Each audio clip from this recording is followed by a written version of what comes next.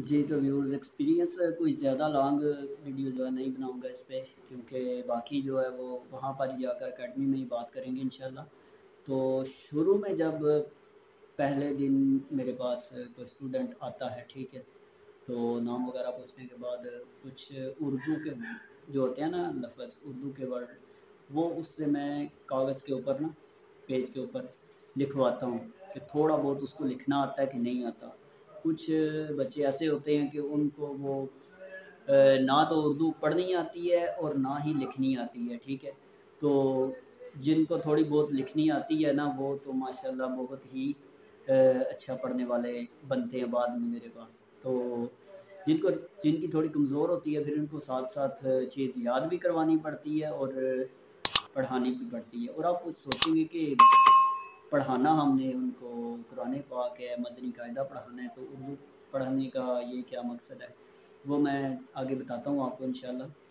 तो इसके बाद फिर उनको कहते हैं कि कलमे वगैरह आपको कितने आते हैं। कुछ तो होते हैं बच्चे, ज़्यादातर उन्होंने स्कूल में घर में 3 कलमे तो तकरीबन याद किए ही होते हैं।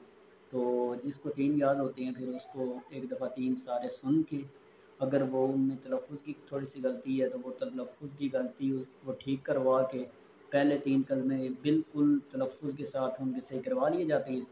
उसके बाद फिर जो जो है जहार कलमा, वो दिया जाता है उनको, ठीक है, वो याद करते हैं। एक हफ़्ते का टाइम दिया जाता है, क्योंकि ये पीरियड हमारा सिर्फ़ जुम्मे को ही होता है। कलमे वगैरह, नमाज़, दुआएँ वगैरह, ये चीज़ें सुनना, ये चीज़ सिर्फ़ जुम्मे को ही होती है।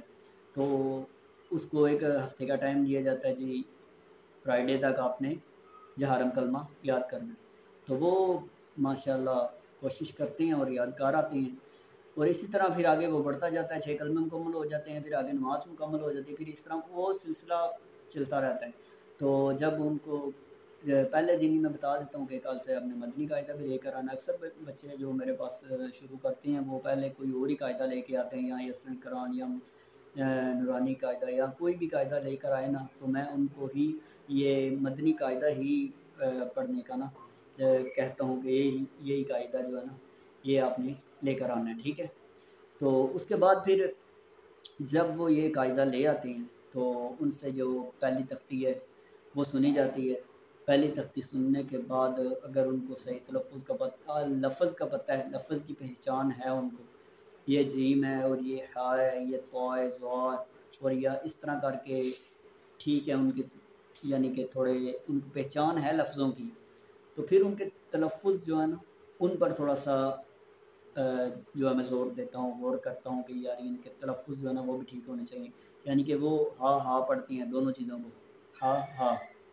तो उनको बताया जाता है कि नहीं, एक को हा पढ़ेंगे, दूसरे को हा पढ़ेंगे। इस तरह करके उनके तलफ़्फ़ुज़ में यानी कि फ़र्क करवाया जाता है। इस तरह करके जब तलफ़्फ़ुज़ में फ़र्क हो जाता है, तो फिर यानी कि जो लफ़्ज़ की पहचान होती है ना, ये जो दूसरा पेज है, ये देख रहे हैं आप, अलिफ लाम अलिफ, यहाँ से ये जो मिला के लफ्ज़ लिखे हुए हैं, यहाँ पर आके उसकी पहचान हो जाती है ये पढ़ने से, ठीक है। आगे फिर आ जाती है, ये देख रहे हैं आप, यहाँ से आ जाती है हरकत। तो यहाँ पर उसको पूछा जाता है, सवाल भी याद करवाया जाता है कि हरकत किसे कहते हैं। तो वो याद करते हैं, ज़बर ज़ेर पेश को हरकत कहते हैं। उसके बाद फिर पूछा जाता है सवाल, दूसरा सवाल वहीं पर है कि हरकत को किस तरह पढ़ेंगे। वो आगे से याद करते हैं कि हरकत को बगैर खींचे, बगैर झटका दिए मारूफ पढ़ेंगे। यानी कि उसको पता चल जाता है कि ये ज़बर ज़ेर पेश है और इसको मैंने पढ़ना किस तरह है, ये भी चीज़ का उसको पता चल जाता है, ठीक है। आगे फिर जब उसको ये इस चीज़ का पता चल जाता है, वो तकरीबन ये समझे कि सबक नंबर 6 तक, ये जो है नाज़ला खला का सौदा का, यहाँ पर जाने तक उसका जो है ना ये पहचान, हरकत की पहचान और तनवीन, तनवीन दो ज़बर दो ज़ेर दो पेश को कहते हैं, ठीक है। इन चीज़ों का उसको पता चल जाता है कि मैंने अब इन चीज़ों को इस तरह पढ़ना है। उसके बाद आ जाते हैं हरूफ मद्दा। ये जो है इस जगह पे, तो इस को थोड़ा सा हमने खींच के पढ़ना होता है। यानी कि हरूफ मद्दा को किस तरह पढ़ेंगे, यहाँ पर सवाल होता है, इसमें इसके अंदर ही ये सारे उर्दू के जो है ना सवाल लिखे होते हैं। तो जब बच्चे को उर्दू में हम समझाते हैं, बातें करते रहते हैं और वो सवाल भी उर्दू में ही होते हैं, तो वो उसके लिए थोड़ा सा इजी होता है, यानी कि याद करना। तो जब वो सवाल भी याद कर लेता है ना कि हरूफ मद्दा कितने हैं, हरूफ मद्दा 3 हैं, और जब सवाल याद करता है कि हरूफ मद्दा को किस तरह पढ़ेंगे, तो उसको पता चल जाता है कि हरूफ मद्दा को एक अलिफ यानी 2 हरकत के बराबर खींच के पढ़ेंगे। ठीक है, जब उसको इस चीज़ का पता चल जाता है ना, तो फिर आगे वो यानी कि बहुत ही आसानी से पढ़ता रहता है। इतना ये सबक नंबर 7 तक पहुँचाए हैं हम। ठीक है, और उसके बाद फिर आगे जाके सबक नंबर 10 में, इसके बाद हरूफ मद्दा के बाद खड़ी हरकत आ जाती हैं। खड़ी हरकत को भी उतना ही लंबा करना होता है जितना कि पीछे हरूफ मद्दा को वो करके आया है। तो कवायद याद करने में उसको इतना मुश्किल नहीं होता, क्योंकि जितना उनको हरूफ मद्दा को किया है। आगे इसका जो क्वेश्चन होता है कि खड़ी हरकत को किस तरह पढ़ेंगे, तो उसका जवाब है कि खड़ी हरकत को हरूफ मद्दा की तरह एक अलिफ यानी 2 हरकत के बराबर खींच के पढ़ेंगे। उसका भी यानी कि सेम ही थोड़ा बहुत होता है, तो उसको समझ आ जाती है कि वाकई इस तरह हम पढ़ेंगे। उसके बाद आ जाते हैं, ये देख रहे हैं आप हरूफ लीन, इनको बगैर खींचे पढ़ना होता है, तो उसको याद करवाया जाता है कि हरूफ लीन को किस तरह पढ़ेंगे। हरूफ लीन को बगैर खींचे, बगैर झटका दिए पढ़ेंगे, मारूफ पढ़ेंगे।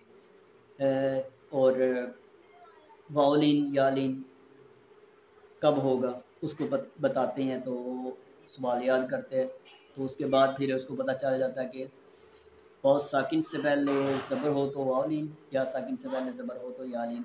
यानी कि मेरा ये एक तरीका होता है। आगे जाके जब लफ्ज़ थोड़े से लंबे आ जाते हैं, ज़्यादा हरूफ वाले लफ्ज़ आ जाते हैं, उनमें यानी कि इस तरह कह लें कि फ़मन ताबिआ, इस तरह का लफ्ज़ आ जाता है, तो उसको पता हो लगा होता है, पीछे से उसने कवायद के साथ याद किया होता है सारा।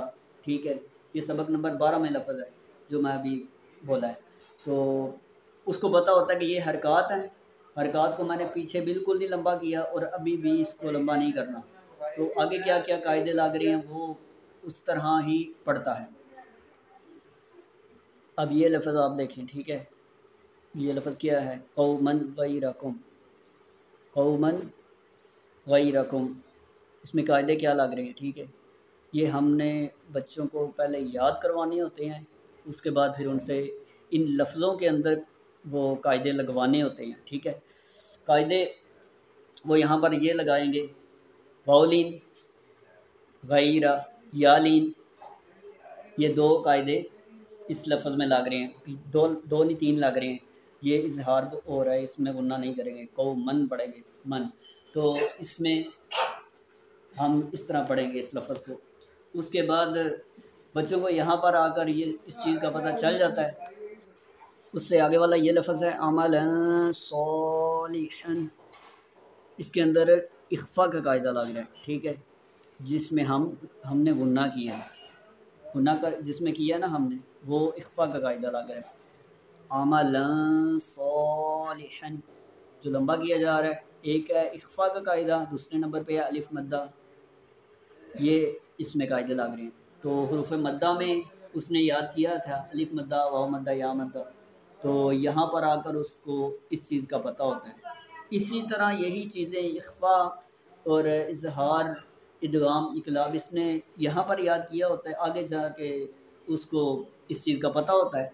तो इसी तरह फिर आगे इसका कायदा जब ये मुकम्मल पढ़ लेता है ना, उसको हर चीज़ का पता होता है। इस तरह कवायद याद किए हैं मैंने, ये कायदे लगाए हैं लफ्ज़ों में, ये सारा कुछ मैंने किया है, उसको इस चीज़ का पता होता है। तो जब वो कुरान पाक भी पढ़ रहे हो ना मेरे पास बच्चे, तो उनको मैं कहूँ ना कि ये आयत है छोटी सी, तो इसमें कायदे लगाओ, तो क्या लग रहे हैं, तो वो उसी वक्त मुझे वो कायदे लगा कर बता देते हैं कि कारी साहब यहाँ पर ये कायदे लग रहे हैं। यानी कि थोड़ी सी मेहनत करवाएं बच्चों को, उनको कवायद याद करवाएं साथ साथ, तो उनको इस चीज़ की समझ होती है कि हमारे जो है इस लफ्ज़ में ये कायदे लग रहे हैं, इस लफ्ज़ में ये लग रहे हैं, तो इससे वो यानी कि भूलते भी नहीं हैं और उनके तलफ़ुज़ जो हैं वो भी सही हो जाते हैं, क्योंकि उनको पता होता है हरूफ़ मुस्तालियाँ हैं, इनको पूर पढ़ना है और दूसरे जो हैं उनको बारीक पढ़ना है, ठीक है। उनको हरूफ़ मुफ़रीदात जो हैं, हरूफ़ मुफ़रीदात 29 हैं। हर चीज़ जब वो उर्दू में याद करते हैं ना, तो उन उर्दू में ज़ाहिर तरीका भी लिखा हुआ है सारा लफ्ज़ों को पढ़ने का, गुन्ना कहाँ करना है, कहाँ नहीं करना, इस चीज़ का उनको पता होता है। तो उनके लिए समझे कि ये कायदा पढ़ने से ना काफ़ी आसानी हो जाती है। और अब बाकी की वीडियो इंशाल्लाह थोड़ी-सी वहाँ पर जाकर बनाएँगे, मेरे ख़्याल से ये भी लंबी हो गई है काफ़ी। तो जितनी तफ़सील से बताया जाए उतना ही यानी कि समझे कि समझ ज़्यादा आती है। तो कोशिश करिएगा हमारे चैनल को सब्सक्राइब करें। जिनको मेरी ये वीडियो अच्छी लगे वो ज़रूर कमेंट करिएगा और अपना जो है ना राय का इज़हार कमेंट बॉक्स में ज़रूर करिएगा। और एक वीडियो मैंने पीछे बनाई थी हिफ़्ज़ के बच्चों के लिए। ये जो है ना ये आज की वीडियो ये हिफ़्ज़ के बच्चों के लिए नहीं है, क्योंकि वो माशाल्लाह हिफ़्ज़ कर रहे हैं, उन्होंने तो कायदा वगैरह नासरा सारा कुछ पढ़ लिया ना, वो हिफ़्ज़ कर रहे हैं। तो ये वीडियो उनके लिए नहीं है, ये जो छोटे बच्चे 5 से 10-12 साल तक है ना, तो ये उनके लिए है, ठीक है। और जो भी 10-12 साल के हो चुके हैं, उन्होंने अगर ये चीज़ नहीं पढ़ी है, ये याद नहीं की, तो वीडियो को देखें। अगर मेरे से रब्ता करना चाहते हैं तो नीचे स्क्रीन पे नंबर दिया हुआ है, मेरे से रब्ता करें। ऑनलाइन भी आप जो है सीख सकते हैं इस चीज़ को पढ़ सकते हैं। और बाकी की वीडियो इंशाल्लाह अब इशा की नमाज़ के बाद हमने जाना अकेडमी जाकर इंशाल्लाह थोड़ा सा आपको प्रूफ भी देंगे कि वाकई ही इस तरह बच्चे पढ़ रहे हैं या नहीं, जो कुछ मैंने आपको बताया जिस तरह बताया है, ठीक है। बाकी इंशाल्लाह वहाँ पर जाकर बनाएंगे। बहुत शुक्रिया जिन्होंने अभी तक वीडियो को मुकम्मल देखा।